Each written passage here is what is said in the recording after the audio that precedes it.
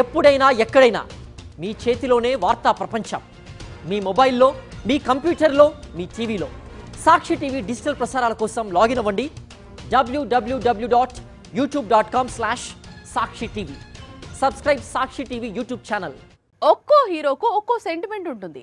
కొందరికి same location, మరికొందరికి same letter, ఇంకొందరికి సేమ్ డేట్.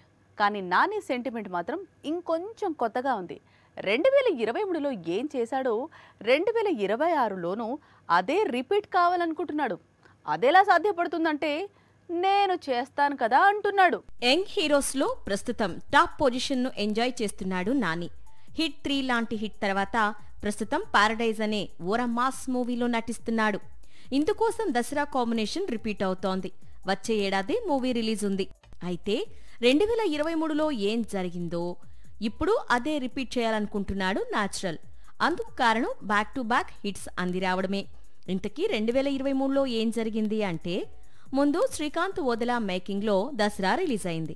ఆ తర్వాత శౌర్యతో హాయ్ నాన్న లాంటి కూల్ మూవీ చేశాడు. ఈ రెండు కూడా బాక్సాఫీస్ దగ్గర బిగ్ హిట్స్. 2026లో సేమ్ సీన్ రిపీట్ కానుంది. ప్రస్తుతం శ్రీకాంత్ ఓదెలా మేకింగ్లోనే పారడైజ్ తెరకెక్కుతోంది.